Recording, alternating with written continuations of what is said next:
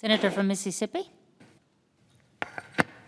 Madam President, I rise this morning to encourage my colleagues to support and co-sponsor the Mobile Accuracy and Precision Broadband Act, also known as the MAP Broadband Act. If we want to get broadband deployment right in this country, if we want to close the digital divide, particularly in rural America and that great heartland of America, we need for the FCC to be working with an accurate map, and right now they are not working with an accurate map. The agency needs to know which areas are in the most desperate need for consistent wireless service, and the FCC's current map does not even come close to doing this. I certainly was not alone in my surprise when I saw their coverage shown on the map released by the FCC in late February.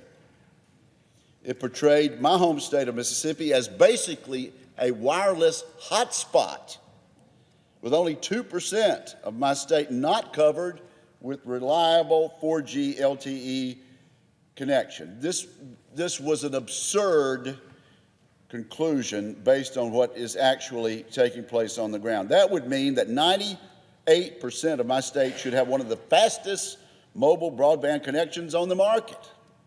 Ridiculous. I doubted that the map was accurate based on my own experiences, but I wanted to know what others had to say, so I did a survey. In April, I sent out a survey asking Mississippians to tell me about their issues with connectivity.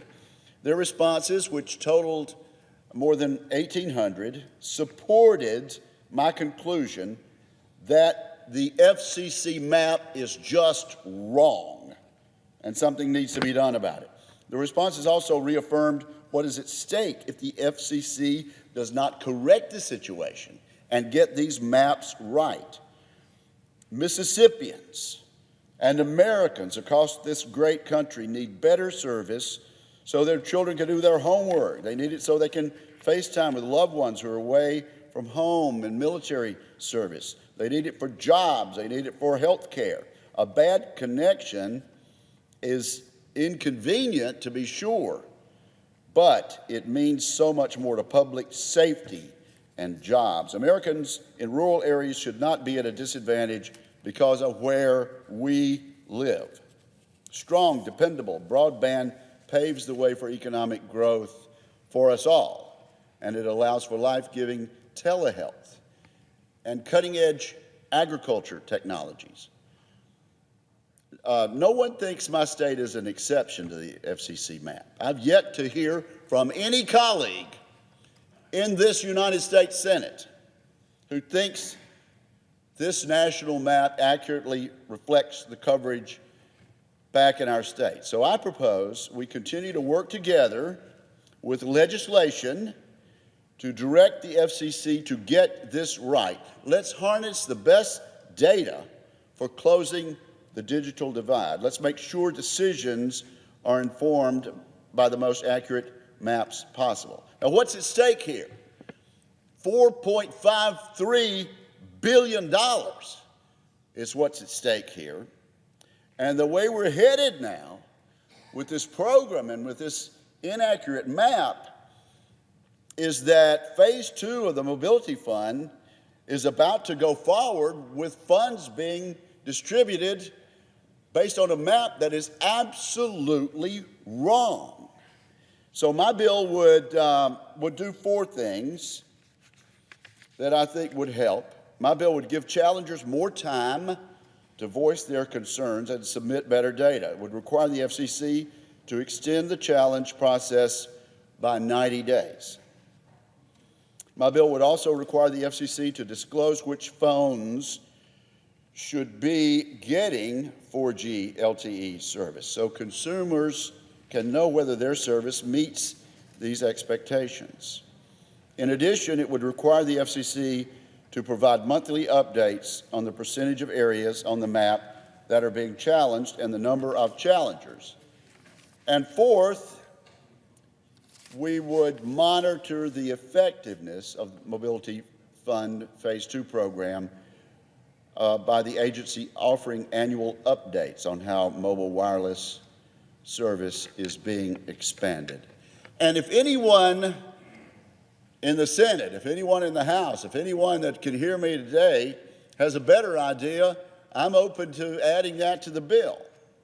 But at the end of the day, rushing through this challenge process is not in the best interest of Americans who are waiting for fast wireless coverage. It's not in the best interest, frankly, of the Commission, which needs to take the time to get it right. And we're out to help them doing that. There'll be original co-sponsors from both sides of the aisle today when I drop the bill. Those who want to be part of the challenge process need time and resources to put forward sound information to help the FCC develop a map that truly portrays broadband limitations in this country. An accurate map would also help ensure the proper use of billions of taxpayer dollars, public dollars, to lead to real results to get us where we need to go. We cannot go forward. We should not go forward with the data we have. And my legislation today would take a big step in ensuring that before we distribute these billions of dollars, you need to make sure we know what we're talking about, we have the right information, and that we get it right. Thank you, and I yield the floor.